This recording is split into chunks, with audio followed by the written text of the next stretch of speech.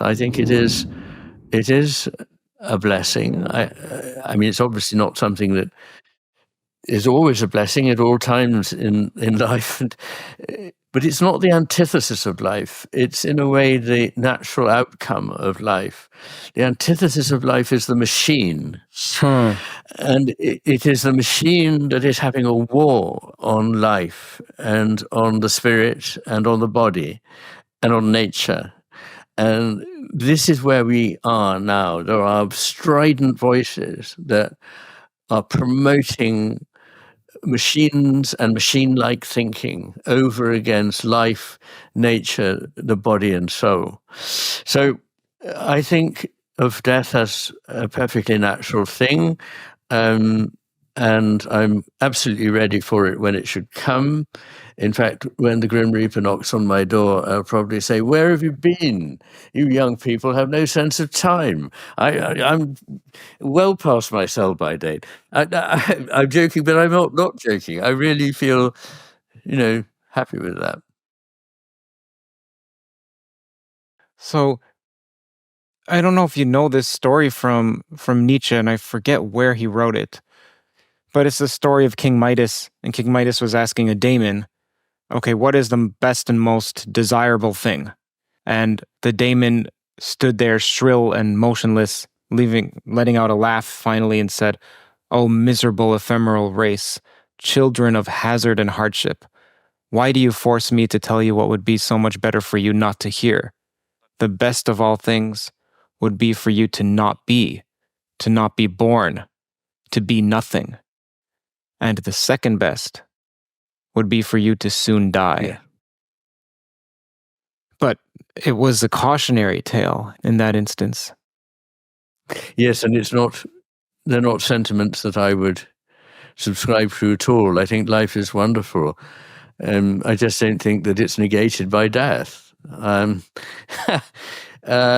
Mary Midley, who died at the age of, I think, 96 or 7, but when she was about 92, she wrote something about death and made to me, absolutely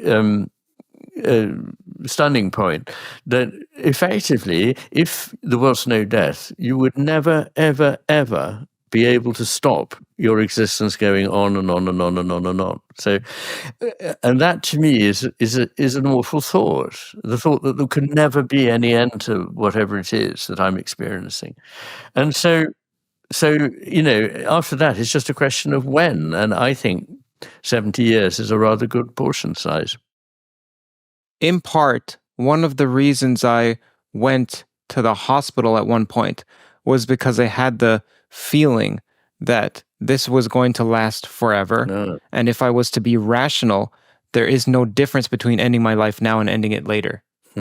Because if it's all on an infinite continuum, I think that's a dangerous, dangerous road that I was on.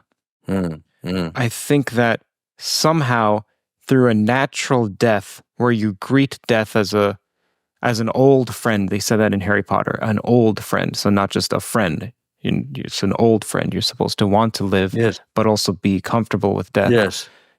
That you, it's through that you, I don't want to, you either transcend death or you don't die.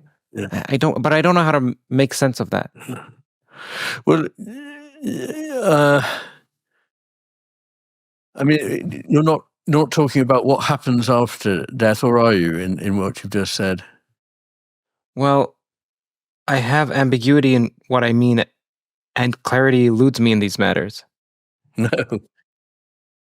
Well, nobody does. I mean, that's the subject of which nobody has experience. So we can only make intuitive guesses. My thought on that is quite simple, that if there's something, I'll be absolutely fascinated to know what it is. And if there's nothing, I won't be there to be disappointed. So there's no worry about it. So there it is. I'm not, by the way, recommending, in case anybody thinks I'm recommending people to die. I'm certainly not. I'm recommending to them to live. But part of the joy of living is part of one's understanding of life is that it will have an end. And one of the things that the Japanese are so brilliant on is the importance of transience, the fact that things don't last, and neither does life. And that if they did, they would be somehow completely devalued. They become something quite different, and a lot of their power and value would be taken away from them. So in this sense, I believe it's not something to fear or worry about. I won't get personal about it, but that's how I think. I think the best aspects of life that have the highest quality to it have an aspect of death that's accepted. ACC, not EX. Yes. No quite. Well, I'll give you an example. A trivial one is Breaking Bad, one of the best TV shows. Vince Gilligan, who wrote it, conceptualized that this is not going to continue on forever. I have the ending in mind, and now it's just a matter of getting from the beginning to the end. And it would happen in 3 to 5 seasons. He thought from the beginning. And because of that, it wasn't long and drawn out like many shows become, because they get successful and then it's no longer in the creator's hands. It's in the television producer's hands, who just want this to continue to live on. You see this with McDonald's. They want it to live on, and it doesn't have a personality to it. Same with Apple after Steve Jobs. They want it to continue, but I think there's something about a company. I think if you want to have a successful company, and now I'm just speaking about companies, but you can generalize this, you have to have the idea of its death baked in. So for me, for this podcast, I'm not trying to, well, I can contrast it with some other people who are trying to make a large production out of their podcast and have multiple different hosts, and then it's going to have a brand name and that will survive for 100 years. I think this will continue for another 10 years or so until I've exhausted every theory that there is to be known. But I think that people sense that I'm only doing this when I'm interested in speaking with someone, and I'm not just trying to crank out something for the production machine that's supposed to outlast me. But at the same time, I feel selfish for saying that, because then it means that I'm tying my death to the death of the show. But I also think that Apple was at its best when it was with Steve Jobs. And, well, anyhow, there are quite a few thoughts there. Feel free to comment, contradict, or riff off of. Look, I think there is a time, for everything. I'm going to get really funny here and say that there are a couple of things that I'd like performed at my funeral. And one of them is the very last chorale of the St. John Passion, which is quite short and very, very beautiful and moving, I think. And the other is something that I came across in the last year, I think, maybe a little longer ago, it doesn't matter, which is a live performance on a video clip on YouTube of Judy Collins and Pete Seeger singing a song called Turn, Turn, Turn, which was Seeger's version of Ecclesiastes. You know, there is a time for sowing and a time for reaping or harvest or whatever.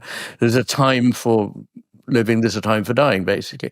And this idea that there are times for things and they succeed one another, and that they also turn, in other words, that there is a circle or cycle to them, is hugely resonant for me. And it sounds as though it might be a rather simple thing, but listen to it, and not only is the song very good, but the whole point is watching Judy Collins' face while she's singing. It's absolutely a spiritual experience, because you can empathize with, you can see the soul of the woman singing. It's absolutely extraordinary. I don't think it'll ever happen at my funeral, because we'd have to have a big video screen and have this thing. I don't particularly like the idea. But it is something that in any case seems to me absolutely magical. And so there we are. Okay, let's wrap this up with a quote from Carl Jung. He said something akin to this, and I'll write this out on screen. He said, when asked, what makes a good life or a happy life? What contributes to a happy life, I believe? And he said good physical health and mental health as well. So number one. Number two was good personal, intimate relationships like a family, like marriage, like even friendship. Number three, the faculty of perceiving beauty in art and nature. Number four, a reasonable standard for living satisfactory work. And number five is a philosophical and religious viewpoint that allows you to cope successfully with life's vicissitudes. Something like that. Yes. I want to know, do you agree with that? Is that incomplete? Do you see some of those mapping on to the left more than the right, or vice versa? I wouldn't attempt to reduce it to hemispherics, as it were. I do agree with it, and I note that of those five things, three of them are the things that I always say on the basis of a vast amount of research, not my research, but just of research that exists. The three things that lead to a fulfilling life, and these are a relationship with other people, our relationships with other people, whether they be family or friends or whatever. The second is a relationship with the natural world. And the third is a relationship with what everyone likes to call it, the sacred, the divine. And what I didn't like in the way it was expressed, and it may just have been leaving options open, was when you said number five, it was almost put out as a coping mechanism. Whether it's true or not, it's something useful to have. Right. Whereas I would like to say no, that I think that when we are in communion with other human souls, when we are in communion with nature, and when we are in communion with the divine, we know that this is communion. It is not something made up. It is something more real than anything else that can be named. It is far, far more real than all the things, the superficial material things around us that we count as reality. These are the main sustenances of a human life and a human fulfillment. So I would agree.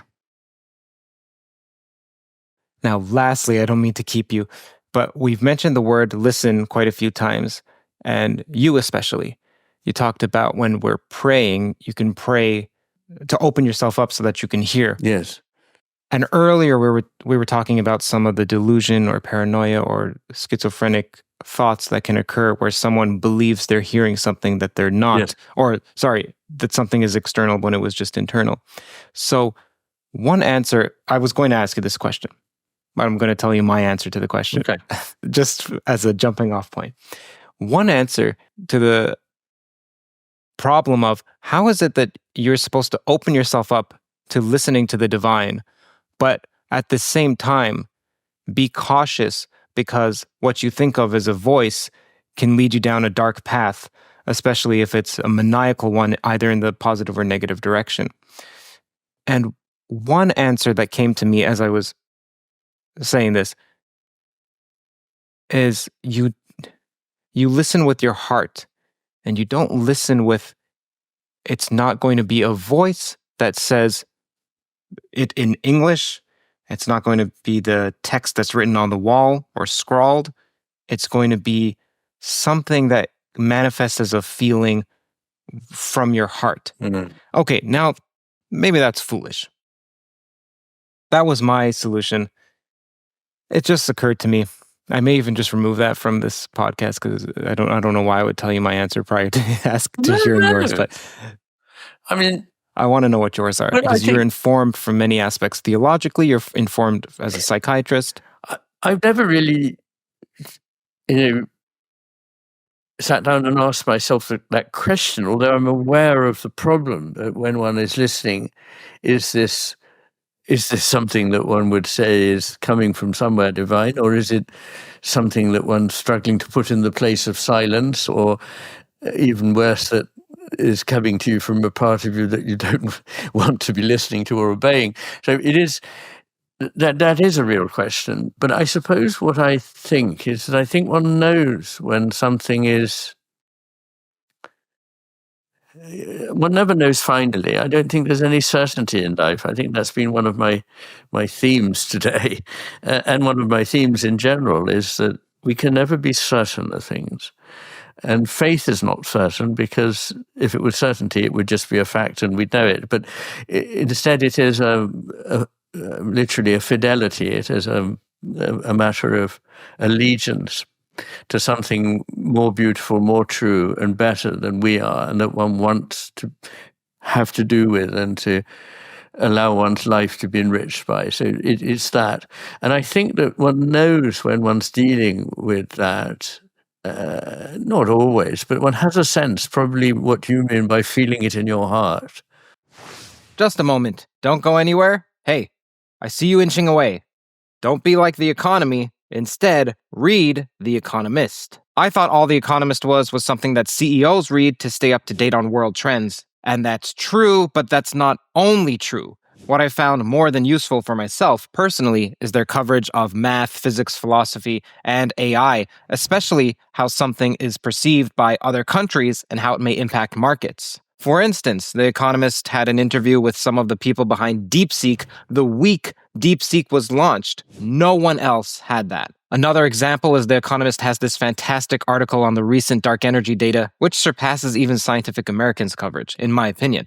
They also have the chart of everything. It's like the chart version of this channel. It's something which is a pleasure to scroll through and learn from. Links to all of these will be in the description, of course. Now, The Economist's commitment to rigorous journalism means that you get a clear picture of the world's most significant developments. I am personally interested in the more scientific ones, like this one on extending life via mitochondrial transplants, which creates actually a new field of medicine, something that would make Michael Levin proud. The Economist also covers culture, finance and economics, business, international affairs, Britain, Europe, the Middle East, Africa, China, Asia, the Americas, and of course, the USA. Whether it's the latest in scientific innovation or the shifting landscape of global politics, The Economist provides comprehensive coverage, and it goes far beyond just headlines. Look, if you're passionate about expanding your knowledge and gaining a new understanding, a deeper one, of the forces that shape our world, then I highly recommend subscribing to The Economist.